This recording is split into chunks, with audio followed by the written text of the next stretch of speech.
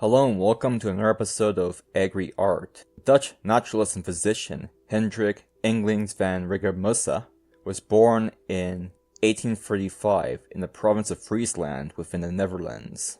He studied medicine and became a physician in 1858, serving as a government physician on the island of Saint Martin in the Netherlands Antilles. He arrived in 1863 with his family and lived there until his death in 1877 at the age of 42. In 1863, slavery was abolished in the Dutch colony, and Dr. van Rijgersma was one of the 6 physicians appointed to the position of doctor of liberated slaves. Although he was mostly working in medicine, he was also a keen amateur naturalist who collected mollusks and other animals, as well as a painter. The work he did with mollusks resulted in a collection of shells and a series of unpublished watercolor paintings. In 1868, Dr. van Rijgersma was elected correspondent of the Academy of Natural Sciences at Philadelphia and expanded his collection to include fossils, birds, reptiles, fish, insects, crustaceans, and plants native to Saint Martin. After his death, his son would send the watercolor painting to Dr. W.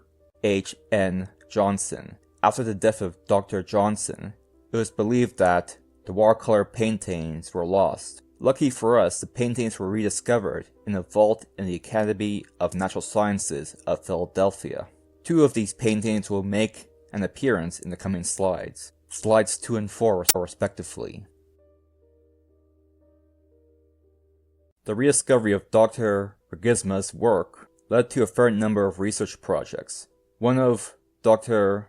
Rijgersma's books was rediscovered within the Academy of Natural Sciences of Philadelphia and dates back to 1868. In 1988, the book was published under the name Flowers from Saint Martin, the 19th Century Watercolors of West Indian Plants, painted by Hendrik van Rijgersma. It was published by the figure H.E. Coumans.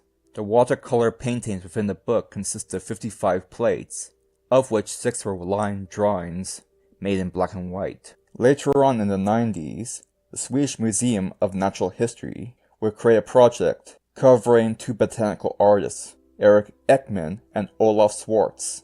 Several pieces of artwork were discovered within these archives.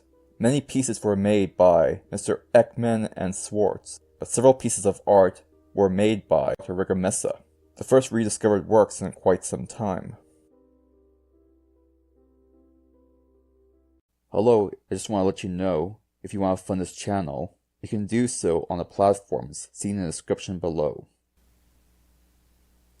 Based on information obtained from the book by H.E. Coumans and the newly discovered papers, it was found that it's likely that all the paintings stem from a single island called Saint Martin. The manuscript known as The Flora of Saint Euestus, Saba, and Saint Martin by Mr. Buldring listed all known species of plants in Saint Martin. It was also discovered that the work of Dr. Rijgersma was marked with an S, and it was also discovered that Saint Martin's flora acts as the only source of references regarding what botanical artwork Dr. Rijgersma created. Using these 3 facts, 127 herbarium specimens were discovered, 73 of which had a corresponding drawing.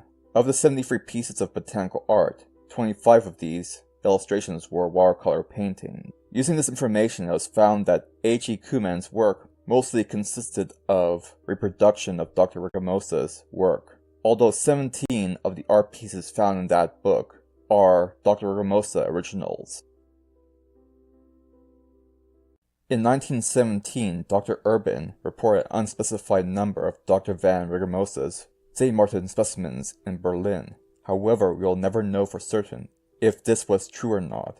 This is due to the fact that the museum was destroyed in World War II.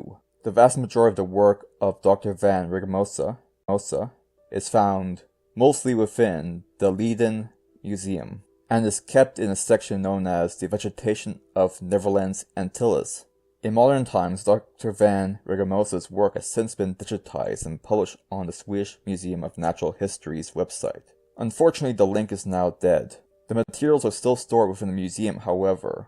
Although his work is now hidden, it still exists, and its legacy lives on, even still. You'll conclude this video with a series of tables comparing the reproductions versus the originals within H.E. Kuhlmann's work. And until next time, thank you for watching.